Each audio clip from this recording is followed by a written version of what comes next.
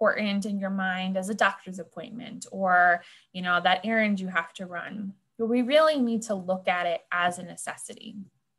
Back in college, I took a meditation class, which I did not follow the rule for because I ended up dropping because I was so busy. But one of the first days of the class, the teacher said that we need to think of self-care and meditation as completely necessary. He said, if you were walking to class one day and you looked down and you noticed that you hadn't gotten dressed, so you were naked walking down the street, you would never say, oh, well, I'm going to be late for class. I got to just keep going, right? You would always go back and you would put clothes on.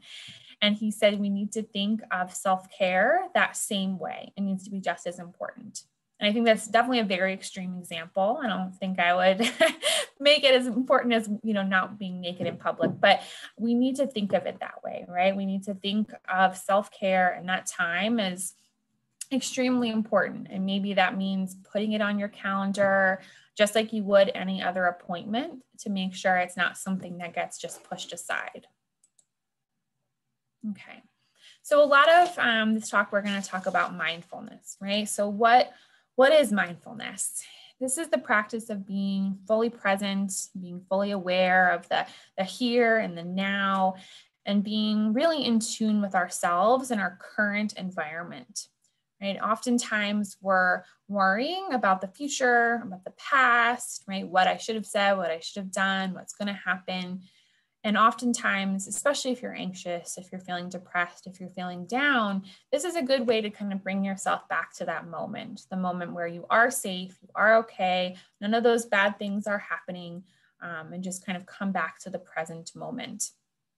So the actual practice of mindfulness has roots in Buddhism, but there are lots of different religions that have practices like this that are focused on being present, that are focused on gratitude, and focused on connecting to kind of a higher thing than yourself, something larger than you. So as you can see, there are lots of different ways just from this image that you can be mindful and lots of different practices. So I'm going to go through for some of the benefits, some of the traditional ways to practice mindfulness, and then some more creative ways. So mindfulness has so many benefits. It helps you to manage life's challenges. So of course, we're never going to have no issues, but people that practice mindfulness say that they're able to handle some of those issues and those challenges that come up in life much more when they practice this. You're able to be fully engaged in activities, right? You're not trying to multitask in those moments. You're able to be more mindful and present in all of your activities, right? So even if you're not thinking, I'm practicing mindfulness right now, you are more engaged, you know, when you're with your family or with your friends. You can help improve relationships. One, because your mental health is better and you're more engaged, right? I mean, I'm sure we've all been in a conversation with someone where they're not fully there, they're not fully paying attention. And people notice that, right? They pick up on clues. I know when I'm on the phone with my mom, I can tell instantly when she's opened up her email, right? You can just hear that in someone's voice. So this can really help improve relationships. It helps decrease stress, it helps anxiety and depression. And then all of those mental health issues can eventually lead to physical issues, right? So practicing mindfulness can help lower your blood pressure. It can help reduce chronic pain. It can help improve sleep and alleviate gastrointestinal difficulties, which are all issues that can arise due to stress, due to anxiety, and due to depression. Okay. So these are some more traditional mindfulness techniques, right? I'm sure you're all somewhat familiar with meditation and what that looks like. So this could be sitting down quietly, maybe laying down. Oftentimes you're focusing on your breath. So, you know, in the beginning of the talk, we were focusing on our breath, breathing in, breathing out. Maybe you would focus on breathing in for 5 breaths, breathing out for 5 breaths, right? It's often counted.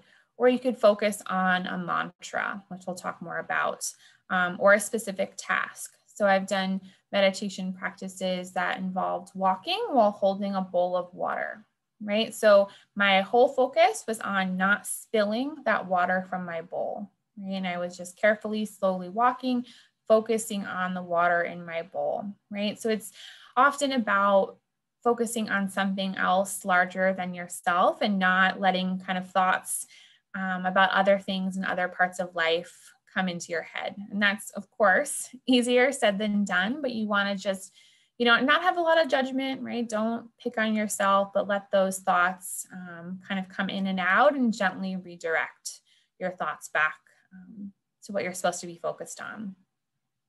You can focus on your body. So this is another thing that folks will do.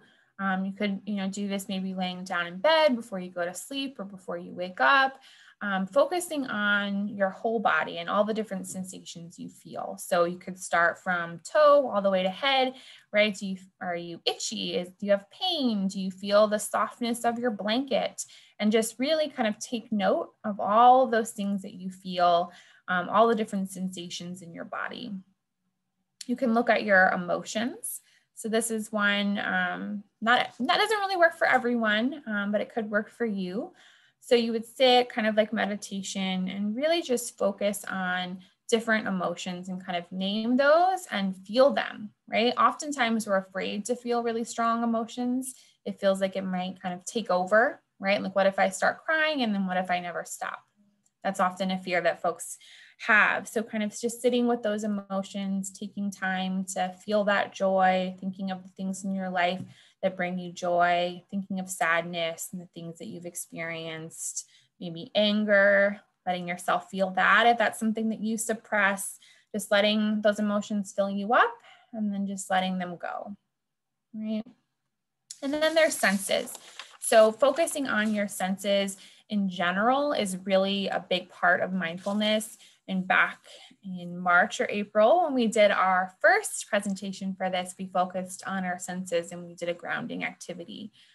So the one that we did, and this is a great one as well, is you take a moment and focus on all the things you see, all the things you hear, all the things you smell, and all the things that you taste and touch, right? So why don't we just take a second and we'll do that one right now. Actually, I think we have some time.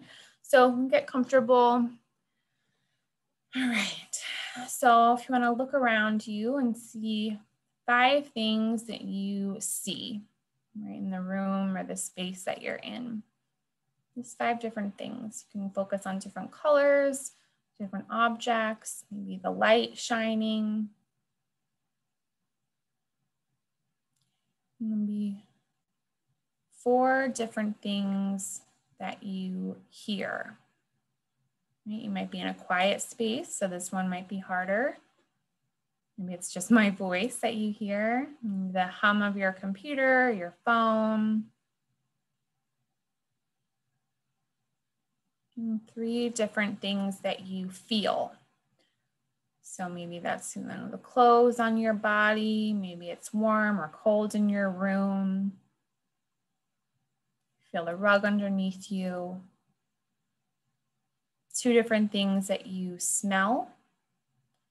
Maybe that's coffee. I don't know, maybe it's a little late for coffee for some people, although not our California folks.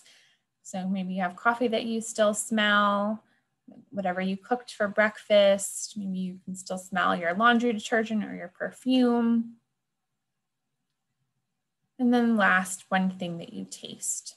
So if you are practicing this on your own, you can plan to have like a candy or a mint or something that you can put in your mouth at that time to taste it and have that emotion or that sensation. And I think often there's a lot of difficulty in meditation and these traditional mindfulness practices because our minds just want to think about different things, right? For anyone who has seen, this is generally what I think of, the film Eat, Pray, Love. So Julia Roberts is sitting in this beautiful ashram in India, and she's trying to meditate. And all she can think of is how she would design her own meditation room at home, right? And I think that, well, whether that's your thought process or not, oftentimes people have difficulty with these things, right? It's hard to just think of nothing. It's hard to just focus on our breath. So this is, before I get into some creative mindfulness, I'm actually going to share a tip that was recently shared with me. This is a great one another mindfulness technique, focusing on your senses. Especially if you're having a really hard time in that moment, maybe you're having a panic attack, maybe you're just having a really, really hard time calming down.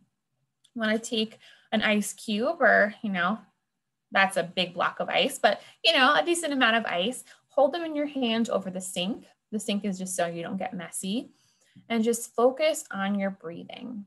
And what's going to happen is your body can really only handle so many things at once, right? So your body is going to start focusing on this really cold thing in your hand. It's going to focus on the dripping. It's going to focus on how very, very cold your fingers are getting. And it's going to start to bring down everything else, right? Your heart rate's going to start coming down. You're going to start being able to calm down, because whatever it was that was going on in your head, going on in your body, is now redirected to this very cold ice cube. Right? So that's just a simple way, if you're having a really hard time and you need to just force yourself to breathe, force yourself to calm down, or be focused on the moment. That's something you can do. It's a little more creative. I think sometimes if you're in a panic, being forced to just sit and breathe and focus on nothing else is very difficult, right? That's not what you're going to want to do. And this one can help force you to do that.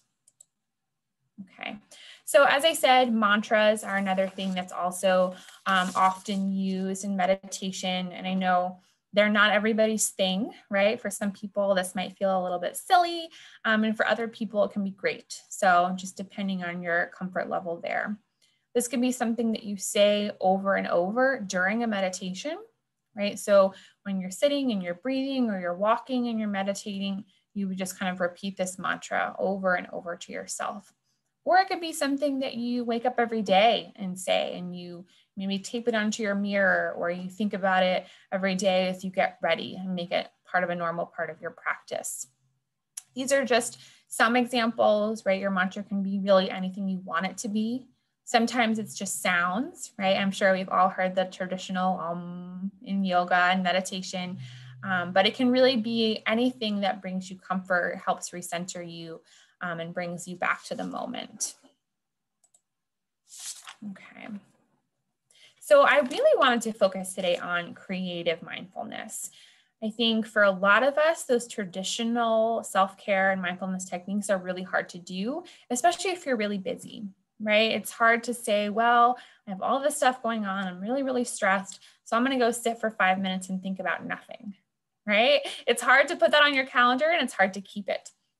So I want to talk about some ways that we can much more creatively put these practices into our everyday lives, and ways that we can make them a little bit more attainable. So some of these are ideas from best practices. Some of these are ideas that I got from folks in my own life. And I have some really great, wonderful people that I know who are very good at practicing self-care. So I pulled them into this. But I'd also love to see some of the things that you all have. Feel free to put it in the chat as we go, ways that you practice this as well. So first off, we want things that bring us energy, right? Things that bring us joy. So thinking about what are the things that kind of fill you up, and what can you do, right? One person said that she does not worry about guilty pleasures, right? She watches the silliest shows that have, nothing to do with the real world, and really uses that as a time to escape, which is great, right? There's no shame in that. And it allows you to just turn your brain off, which is exactly what we're trying to do. So that could be something that you could do. Another friend of mine said that she uses cooking. So she spends time not only cooking, so that gets her hands working, has the senses of touch, taste, and smell.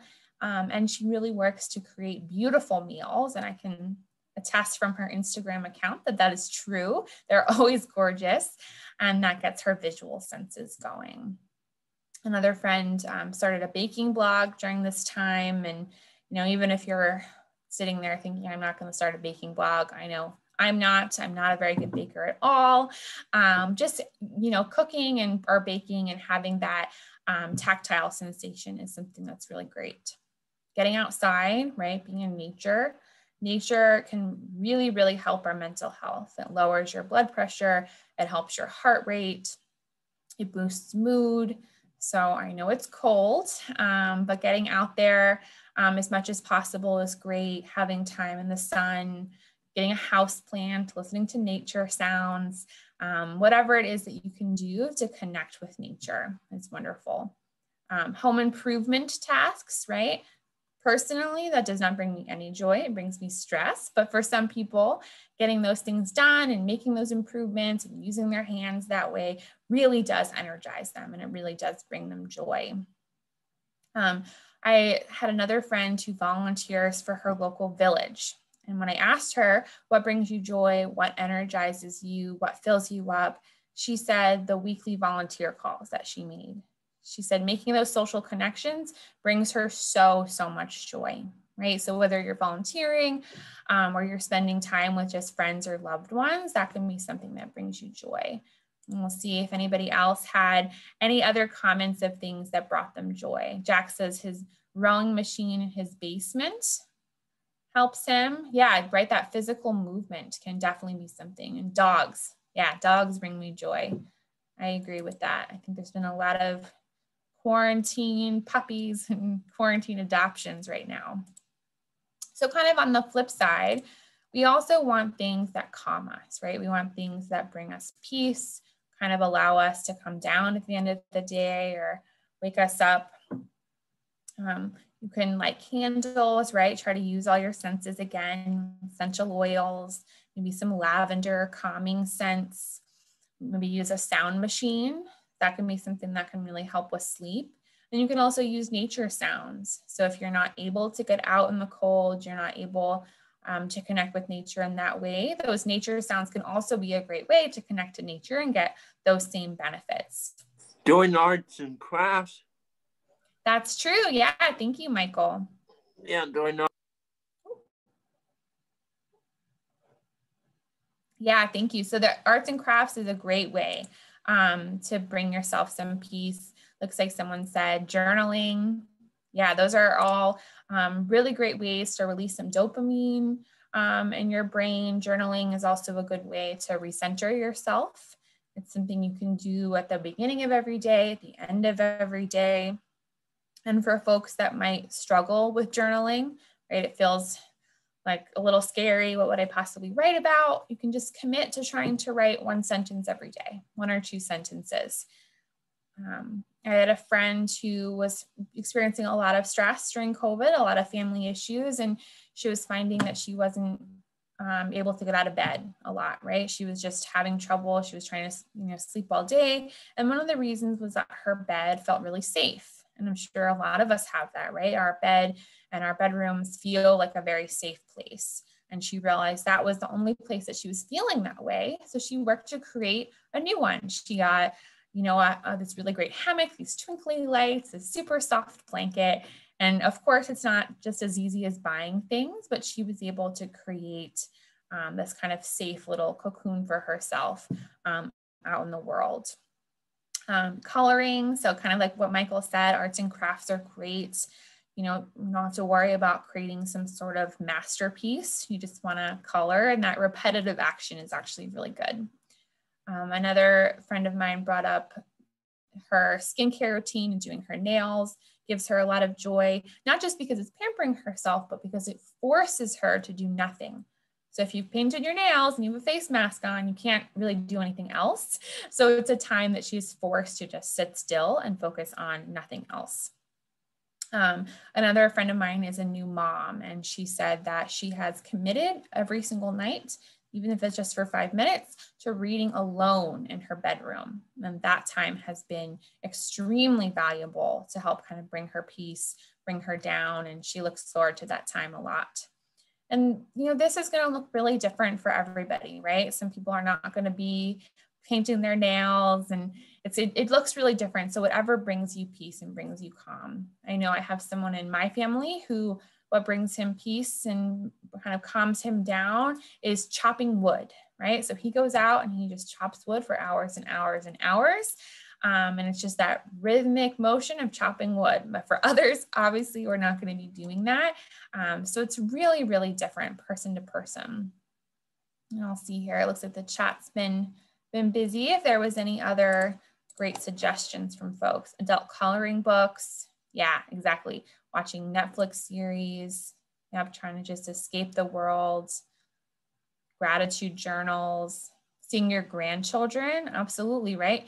Getting that connection, looking at pictures, arts and crafts, working out and walking. Yeah, so for some of us, just sitting still and meditating is really hard, but working out is often kind of meditation in motion, right? All we're focused on is what our body's doing, how we're breathing, if we're breathing enough, if we're going to make it to the end of this workout, right? So that's a great way to get that mindfulness time in. This is also important to try to reframe some unhelpful thoughts, right? It's the more positive thinking we have, the better it is for our health. And I know that might not sound super scientific, but it is proven, right? Positive thoughts really do help. So trying not to focus as much as possible on those negative thoughts. Not going to be something that happens more with stress. It's a lot harder to be optimistic when you're stressed. So that might be something that you're noticing more. Trying to focus on the big picture, right? Oftentimes when we're stressed about things, it might be smaller issues that our mind starts to magnify, right? What if this happens and what if this happens? And before you know it, it's a catastrophe in your mind when maybe it never is going to get there. My mom always used to quote to me, because I was a worrier as a kid. I'm not even sure who said this except her, that I've worried about many things in my life and very few of them ever happened, right? So I try to remind myself of that. Remembering that things aren't always black and white, right? There's lots and lots of gray in the world, and that can be hard to accept sometimes, but it can really help. Not assuming those negative outcomes, right? Being positive and not personalizing. I think a lot of people are having a hard time right now, and you might have a situation with a friend or a family member where they, maybe didn't say something as nice as you wanted, or, someone wasn't as kind as you thought they should be, and it might not be about you at all, right? I think it's easy to assume, because we're all a little selfish, that most things are about us, but it probably isn't. It's probably much more about them and what they have going on. So try to be, kind to others and not take things as personally. Right. And then set healthy boundaries. So I think we've all had actually kind of a good practice with this during COVID, right? We've been forced to think about the things that we're comfortable with, things who we're comfortable seeing, who we're not comfortable seeing, what they've been doing. So we've had to kind of practice saying, right, I'm not comfortable seeing you in person right now, or I'm not comfortable doing that with you. And I think we need to do that and set those boundaries in all different parts of our relationships, right? You could say to someone, hey, I can tell that you're upset and I want to talk to you about this and I want to be there for you, but I'm going through a lot of my own stuff too. And I can't be the person that you vent to today, right? I can't take this on. And that's okay to say, right? You're not going to be the best friend if you're worried about your own stuff. So just let people know kind of what you're able to handle. Maybe you have something in the world that's been really stressing you, whether it's politics or, maybe the vaccine or COVID. You're having a day where that's really, really worrying you. And you want to say, hey, I know, to your friends, you want to talk about this, but today I can't, right? I don't want to speculate on the election, or I don't want to speculate on the vaccine today. I need to not think about that. And just letting people know what you're able to handle and what you can do is really important. And then that also mirrors for people that they're able to do that with you too. And none of us are taking on too much. So we've talked a lot about mindfulness, about mental health. And of course, sometimes it is not as simple as just breathing deeply and introducing these things. Sometimes we need some extra help. So I want to go over some of this so you can help recognize if someone in your life or you might need some extra help right now due to the stress or anxiety. So if you've been unable to eat or you're starting to lose a lot of weight, that can be a sign that you might need some help, and kind of vice versa. If you're starting to overeat a lot, right? You're gaining a lot of weight during this time. And I think a lot of us have joked that I think we're all, because we're moving less, are gaining a little bit of weight. But if this is becoming a serious health issue for you, you definitely want to check in on it. If you've really been unable to sleep, right, and you're starting to have other issues because of that lack of sleep, it might be some time for some extra help. Or again, other side of the spectrum, if you're sleeping much more than normal, right, you're unable to get out of bed, you're missing appointments, you're missing opportunities, you're missing plans because you're sleeping so much, that's probably a sign of depression starting. If you're starting to use alcohol or drugs or your prescriptions to feel better, right, for using those prescriptions in a way that they weren't intended to be used, that's definitely a warning sign for you that you want to get some help. Many of us also will use shopping, right, or maybe gambling to feel better, and that's generally okay in a little bit of moderation. But if you're doing that so much that you're starting to experience financial issues and a financial burden, then that could be time to step in and ask for some help. If you're unable to manage your responsibilities because of how bad you feel, or if you're noticing that it's harder to take care of yourself, right? Maybe getting up each day and brushing your teeth and taking a shower feels really hard. Those feel like very big challenges. That could be a sign that you might be experiencing some depression, and it might be time to talk to somebody. Or if you're experiencing strain in your personal relationships, or if you're thinking about hurting yourself in any way, I really encourage you to reach out. So you can talk to a friend, family member, a spiritual leader. You can do an appointment with your primary care doctor. If you're concerned about going to the doctor's office right now due to COVID, make that a telehealth appointment. Make an appointment with a therapist, talk to someone, talk to a counselor. And I know that there's sometimes a lot of stigma around doing that, but there really is no shame in it. And especially right now, we're all going through this stress, and getting just a little bit of extra help can be really great. And a lot of therapists and counselors are doing this all, via Zoom or via online. So you're able to do that safely. If you are in Montgomery County, which I know not everyone on the call is, but this is a hotline that you're welcome to call. Every Mind is a nonprofit here that works on mental health. So this is a crisis line you're able to call if you're in crisis, or if you just want more resources. The Mental Health Association of Maryland is also really wonderful. There's probably a Mental Health Association of other states if you're not here from Maryland. 211, you can call for general information or mental health services in the area. The National Alliance on Mental Health or Mental Illness is also a great resource. There are different chapters in different states, and they often have support groups based on what you're experiencing. So if you're experiencing, depression, anxiety, stress, maybe grief, all different types of things, and you're able to connect with folks there. And then finally, mindful.org can give you many more resources and ideas, more than I was able to go over in this presentation about mindfulness and what that can look like in your life. Okay, so I'm gonna end before we get to questions by doing a guided meditation. So you can either close your eyes or look at this beautiful picture I have here on the screen. Tried to make sure the pictures in this presentation were visually appealing, since that's also part of mindfulness. But you want to get comfortable in your seat with your spine tall. So relax your head and your shoulders and your legs. Let your feet rest on the floor. Make sure your head and your shoulders are sitting directly above your hips. You want to keep your body aligned, keep your body strong, and that energy flowing. And close your eyes here, whatever you're comfortable with, and feel the connection between your hips, between your legs, your feet, and the earth. And breathe gently in and gently out. Allow yourself to get further settled into your seat. Start to feel your weight sinking down into your seat, down through your feet. Notice the energy you're receiving back from the earth. Feel the connection to the earth, how it makes you feel supported, and continue gently breathing in and out.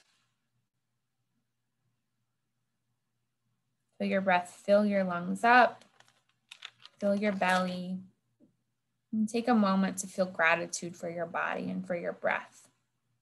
And recognize all the amazing things that your body can do, all the ways it allows you to connect with the world. We spend a lot of time thinking negatively about our bodies, right? What we wish they looked like, what we wish they could do, how they've changed. I want to take this time in this moment to really shut out all of those thoughts. So be thankful for your body, for its beauty, for its strength, and for bringing you here today.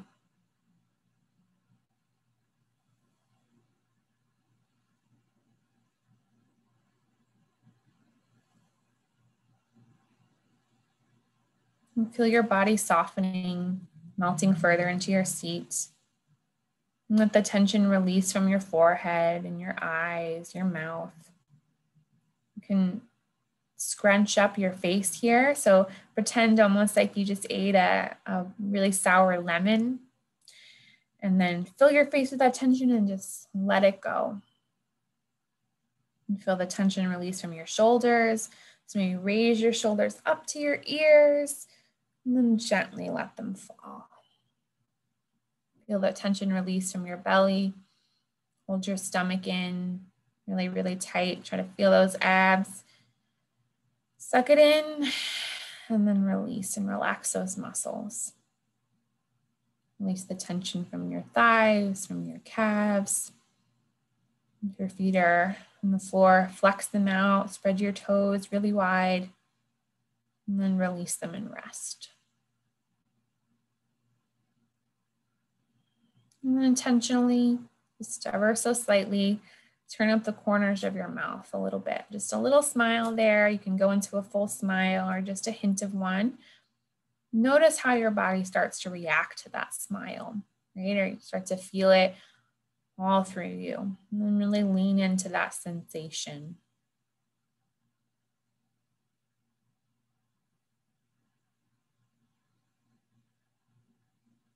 And fall into that feeling, that happiness, that joy that you're starting to feel throughout your body, and just sit with that. And hold on to that smile and start to explore and think about, notice what else arises here for you. Right? We're thankful for our bodies, for our breath. What else are you thankful for? And what else do you feel gratitude for?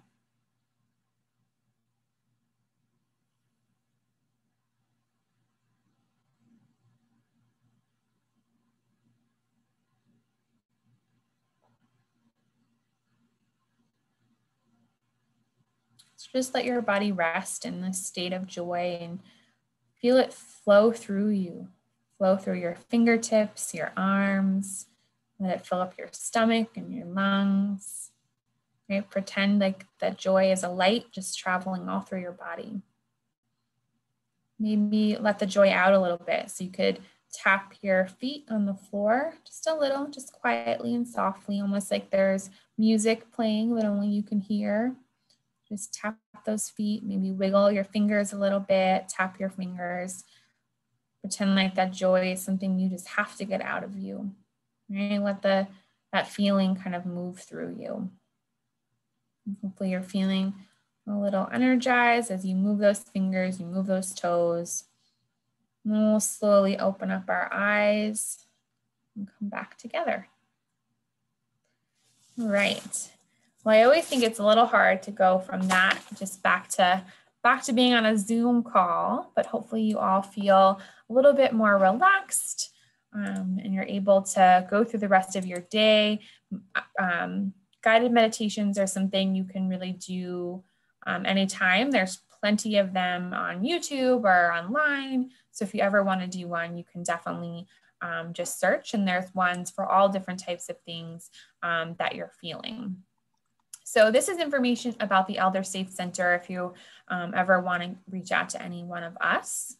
And then I will just pause here while this is on the screen so nobody feels like they have to write it down very quickly to see if there was any questions or comments from folks. Because if anyone has any questions, you can post them in the chat. Or we can unmute you if you'd like to ask your question. Syndey, thank you so much. Thank you. I remembered a few of your mindfulness activities from way back when. So hopefully I've improved on that. Yes, Barbara just asked, will you receive the presentation? Yes, I will include. So we'll be sending you all a post-event email. It will include this presentation along with a survey, just asking you to evaluate the program. We just like to know what you thought about it and ideas for future programs. We always appreciate the feedback. So if you can just take a moment, it's just 3 or 4 questions. If no one has any other questions, we will adjourn for the day. Enjoy the rest of your afternoon. Be well. Happy New Year. And we hope to see you again. We've got quite a few programs coming up. Please check our website. I'll include that in the chat, in the post-event email as well. Yep. Thank you all so much. Have a great rest of your day. Take care. Bye, everyone. Bye. Whoops. Hello? Oh, yes.